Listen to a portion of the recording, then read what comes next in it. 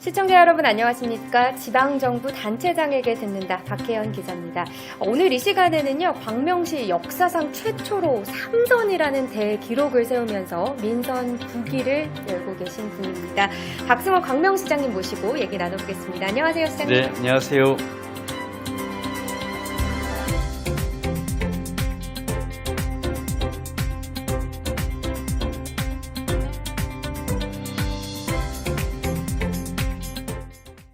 시장님, 일단 3선 팀 정말 축하드립니다. 네. 이제 민선 9기를 시작을 하셨는데 네. 시청자분들, 광명 시민분들께 인사 네. 부탁드릴게요.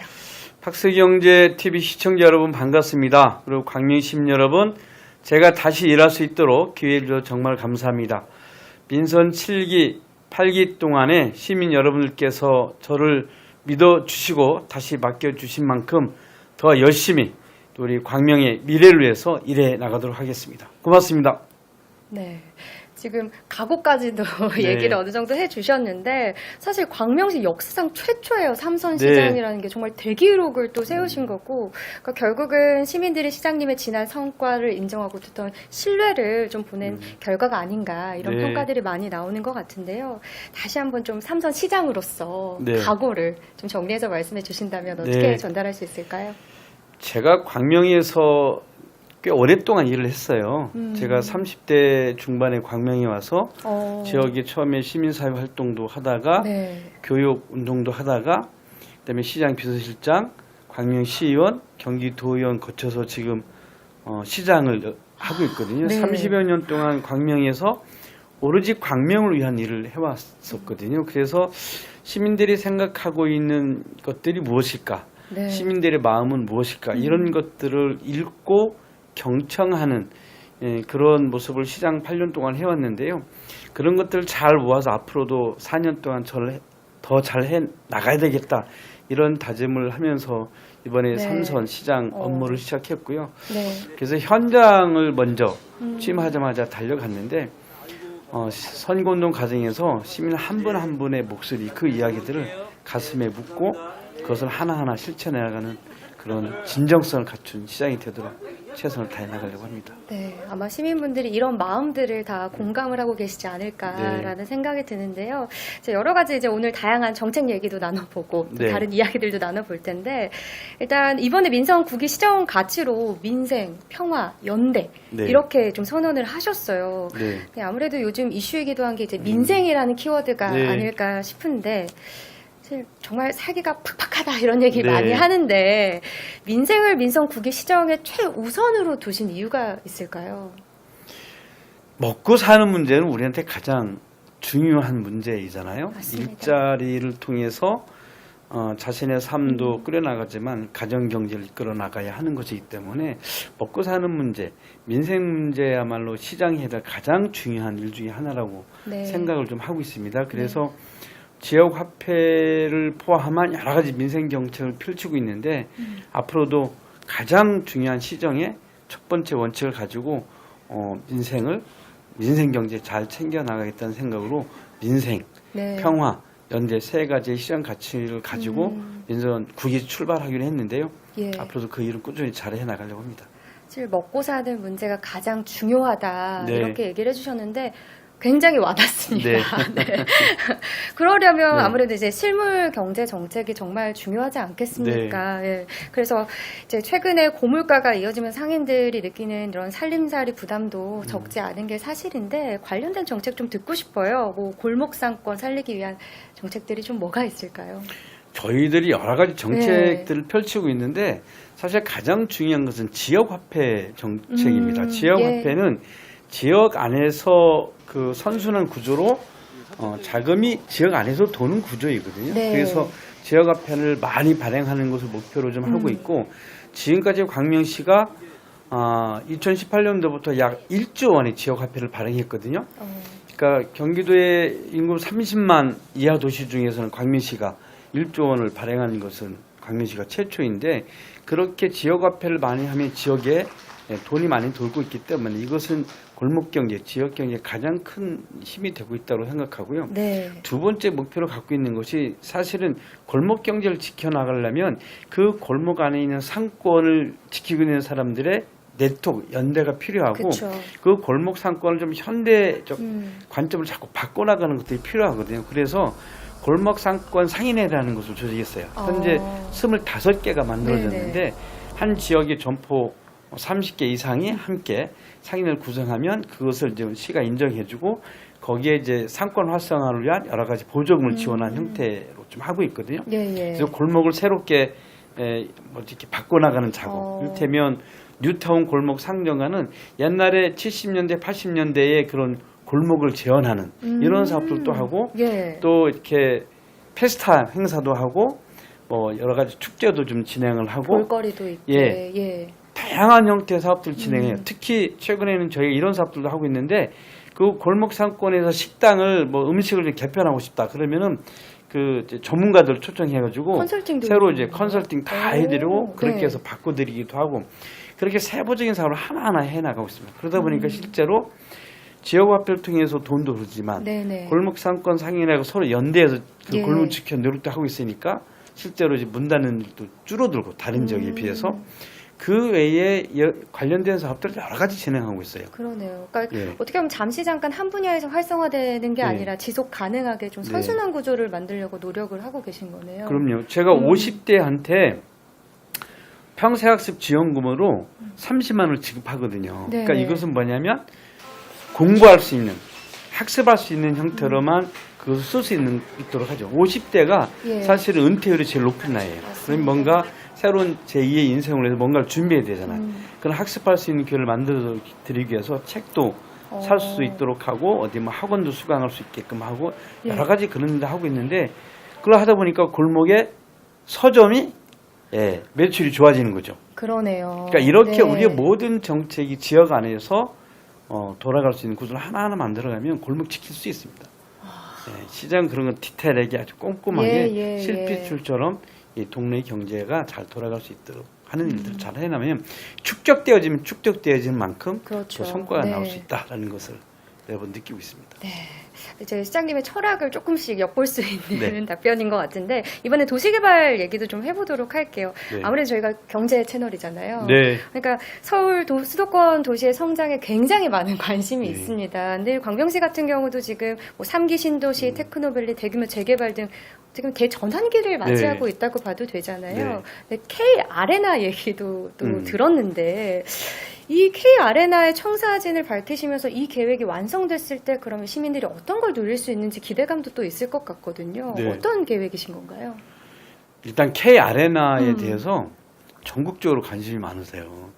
아무래도 요즘 이재명 대통령께서 이제 선거 때 공약을 하셨어요. 그래서 5만 석 규모의 K 아레나를 유치하려고 많은 지방 정부들이 서로 이렇게 네. 경쟁을 하고 있는데 제가 작년부터 광명시에 K 아레나를 유치하기 위해서 타당성 연구조사 용역도 하고 진행을 해요. 저희 많이 준비를 좀 하고 있는데 3기 신도시의 인구가 16만 명이 들어오거든요. 예. 16만 명이 들어오고 거기에 새로운 이제 자정용지에 새로운 기업들이 들어올 거 아닙니까? 네네. 그래서 저는 이곳에 사람도 살고 기업을 통해서 일자리도 있고 문화가 있는 도시를 만들고 싶거든요. 그래서 중요하죠. 이 3기 신도시가 글로벌 문화 수도가 될 수 있는 기반을 마련하자. 그러기 위해서는 K 아레나 공연장이 필요하다. 그리고 수도권 서남부 지역에는 이 K 아레나와 같은 공연장이 없다. 그리고 광명시는 KTX 광명역과 아주 가깝기 때문에 교통으로서 최적지다. 이런 여러 가지 조건을 갖고 있기 때문에 네. 광명의 K 아레나 공연장을 유치하기 위해 저희 노력을 좀 하고 있는데 이게 좀 만약에 들어서게 되면 문화 산업으로서 또 문화 관광지로서 광명시가 새롭게 변화할 수 있는 계기가 될 거라고 생각하고 이것을 통해서 지역 경제도 좋아질 거라고 봐요. 왜냐하면 공연장만 있는 것이 아니라 이곳에 호텔, 그쵸. 미디어 센터, 또 뭐 체육센터, 다양한 형태의 문화, 예술, 체육시설이 들어올 수 있기 때문에 또 주변이 같이 발달을 하잖아요. 그런 이제 새로운 공간들을 만들어 가려고 합니다. 이게 또 5만석 규모라면서요. 네, 계획은 그렇습니다. 계획은 잘 추진이 됐으면 하는 바람입니다. 교통 얘기도 해주셨어요. 사실 도시가 성장하려면 이 교통 인프라가 굉장히 또 중요하지 않겠습니까? 시장님께서 지금 철도 사업 중에서도 신천, 한, 신림성 중요성을 계속해서 좀 거듭 강조를 하고 계신 걸로 알고 있는데 이 노선을 왜 이렇게 강조를 하시는 거예요? 예, 3기 신도시 때문이기도 하고요. 예. 이게 시흥 신천에서 광명을 거쳐서 독산역으로 해서 신림역으로 가는 이 노선이거든요. 이쪽에 새로운 그 교통의 수요층들이 많습니다. 예. 그래서 이 노선이 꼭 필요하다고 하고, 특히 서울로 출퇴근하는 서남무권의 시민들한테 굉장히 중요한 수건 사업들이거든요. 그리고 3기 신도시의 인구가 16만 명이 예. 들어오는데, 이분들이 무엇으로 교통을 이용하겠어요? 서울 방향으로 가려면 안양천이 있어서 네. 굉장히 교통이 어려움이 있거든요. 그래서 지하철로 출퇴근을 연결할 수 있는 이 신천한 신림선이 꼭 필요하다라고 저희들은 생각하고 이 용역 사업을 4년 전부터 시작했어요. 네, 시흥, 광명, 네. 그리고 금천, 관악 이렇게 저희가 준비를 해서 다른 한편으로 예, 인천 지역에서도 이 노선을 굉장히 원하고 있는데 인천 지역에서는 또 하나로 이 예. 노선과 더불어서 이렇게 신구로선까지 연결하는 신천한 신림선과 신구로선까지 네. 연결하는 인천에서 오는 요것을 민자 사업을 하는 사업도 추진을 하고 있어요. 그래서 옷가 철도망에도 포함되고 민자 사업에도 포함이 되면 이 사업은 가장 빠른 속도로 진행되는 것을 선택해서 네. 이 사업을 진행하려고 합니다. 네, 어떻게 진행이 될지 좀 네. 기초가 주목될 것 같고 저도 좀 기대를 해봐야 네, 할 것 네. 같습니다. 네, 시장님 잘 띄워주십시오. 네. 자, 그럼 이번에는 경제 얘기 조금 더 나눠 볼 텐데 네. 지금 또 강조하고 계신 것 중에 하나가 사회연대 이제 경제 정책에 대한 부분인 것 네, 같아요. 그래서 이 부분에 대한 얘기도 좀 듣고 싶은데 어떤 방향으로 좀 추진이 되는 건가요? 그러니까 이 사업을 왜 하냐라고 하는 것에 대한 예. 이제 설명을 조금 드리면 우리 사회가 기후 문제가 점점 심각해지고 있잖아요. 맞습니다. 네. 그리고 양극화로 점점 심해지고 있잖아요. 그렇죠. 그리고 경제에 있어서도 어떤 그 좀 힘 있는 기업이 좀 더 많은 것을 가져간 형태로 가지고 있잖아요. 그러니까 영세 자영업자들이 더 그 영세 자영업자로 되는 부분도 있죠. 그러니까 이런 것들을 극복하는 과정들이 네. 매우 필요하다고 생각하고, 이것을 극복할 수 있도록 하기 위해서는 지역 안에서의 그 자산이 네. 지역 안에서 유통될 수 있는 구조를 만들어 보자라고 하는 측면에서 지역 공동체 자산화 사업을 해나가고 있고, 사회연대 경제사업의 가장 중요한 축으로 저희들이 이 사업도 진행하고 있는데, 예. 지역에서 공공구매도 이루어지게끔 하고, 또 지역 안에서 모든 기업들 간의 연계해서 이 안에서 뭔가 유통구조가 될 수 있는 형태를 마련해 나가기 위해서 광명시가 한 3년째 이 사업들을 좀 꾸준히 하고 있습니다. 네, 그래서 지방정부 역할을 굉장히 계속해서 강조하시는 이유가 네, 예. 여기에다 또 포함되어 있다라는 생각이 드는데요. 사실 저는 시장님 하면은 가장 먼저 이제 떠오르는 게 기본사회 1번지거든요. 네. 이 내용도 지금 말씀하신 부분에 네. 다 포함이 되어 있는 것 같다는 생각이긴 합니다만, 최근에는 이제 이것까지 넘어서 기본 관계라는 또 신선한 화두를 던져 주셨어요. 그래서 네. 여기에 대한 내용도 좀 듣고 싶습니다. 네. 저는 우리 사회가 가장 좋은 방향으로 하기 위해서는 사회적 협동을 통한 연대. 네. 저는 이것이 굉장히 중요하다고 생각하거든요. 그런 관점을 가지고 지방정부를 운영해야 된다고 생각을 해요. 네. 그런데 우리 사회는 점점 분화되고 있어요. 1인 가구도 늘어나고 있고 1인 기업도 늘어나고 있고 예. 혼자서 생활하고 맞습니다. 뭐 재택근무도 많아지고요. 고립청년도 많아지고 독거노인도 많아지고 있죠. 예. 그러니까 이런 것들을 극복해내는 것이 매우 중요하다. 우리는 모두가 행복하게 살아야 할 기본적 가치를 누려야 하잖아요. 맞습니다. 그러기 위해서는 혼자 외롭게 지내는 것이 아니라 서로 협동을 통해서 연대하는 이런 삶들이 필요한데, 그러기 위해서는 이게 고립되지 않고 서로 관계를 잘 형성해서 지역 안에서 행복하게 살아갈 수 있는 구조를 만들어가는 것이 기본사회 도시로 가는 가장 궁극적인 목표가 되지 않겠냐라는 생각을 한 거죠. 예. 그래서 이런 기본 관계를 잘 형성해 나가기 위해서 1차적으로 청년부터 이런 일들을 좀 해보자라고 해서 청년들이 지역 안에서 온라인과 오프라인 속에서 서로 네트워크 해나갈 수 있는 구조를 만들어내기 위해서 이 사업들을 진행하고 있고요. 예를 들면 청년들이 오프라인에서 필요한 정보를 다 얻을 수 있도록 하는 구조도 만들고, 그 정보를 통해서 일자리나 취업을 할 수 있는 어떤 학습의 구조도 네. 좀 만들어 보고 그걸 통해서 알게 되는 사람들이 지역 안에서 오프라인 통해서 좀 더 수시로 소통하고 네. 이런 구조를 만들어서 이제 고립되지 않고 좀 고립된 친구도 나와서 함께 활동할 수 있도록 하는 이런 일을 한번 해보자라고 해서 시작한 지 저희가 한 6개월 정도 가까이 됐는데요. 앞으로 좀 성과를 만들어내기 위해서 관계 기관들과 계속 협의 중에 있습니다. 저 기본 관계에 대한 핵심이 뭔지를 좀 정확히 알 수 있는 것 같은데 네. 지금 청년 얘기 좀 꺼내주셔서 궁금한 게 사실 요즘 청년 정말 어렵습니다. 네. 이렇게 다들 듣고 계실 거라 생각은 하는데 이제 일자리도 그렇지만 이제 주거 환경도 그렇고요. 이게 더 나아가서는 신혼부부 문제도 있을 수 있고 출산율 문제까지도 저는 이어질 수 있다라고 네, 보거든요. 그래서 이런 부분에 대한 혹시 정책들도 있을까요? 이번에 조직 개편을 하면서 예. 청년 정책관이라고 하는 것을 새로 신설하기로 했어요.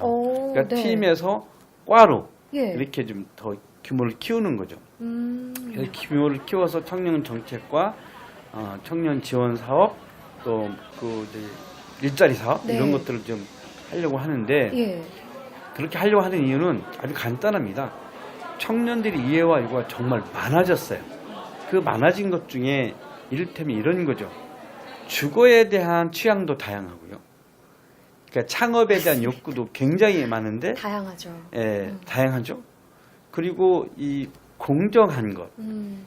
이 차별에서 굉장히 좀 불평등한 것에 민감하죠. 굉장히 좀 민감하죠. 네. 정말 이 다양한 그 청년들의 사고들을 잘 묶어내는 작업들이 필요하다. 거기에 맞는 하나하나의 정책 사업들을 잘 진행하는 것이 필요하다고 생각해서 청년 정책관을 새로 신설해서 사업을 좀 더 확대하는 쪽으로 가려고 준비를 좀 하고 있습니다. 네.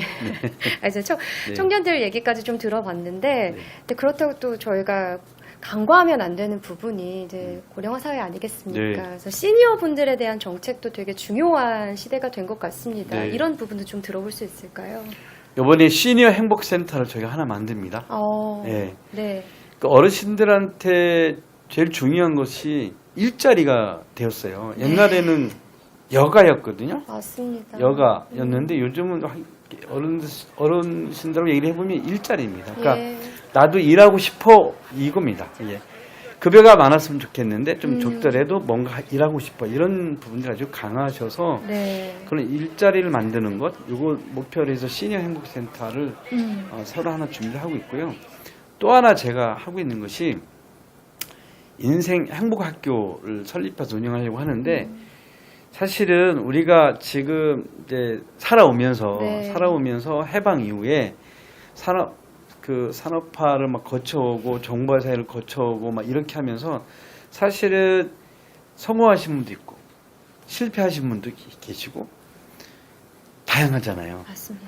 그런데 이런 경쟁 사회 속에서 살아오신 분들이 이제 협력적 사고 방식으로 살아갈 수 있는 사회를 만들어보자. 네. 이기적 관점에서 살아왔다면 좀 이타적 관점에서 살아갈 수 있도록 하자. 네.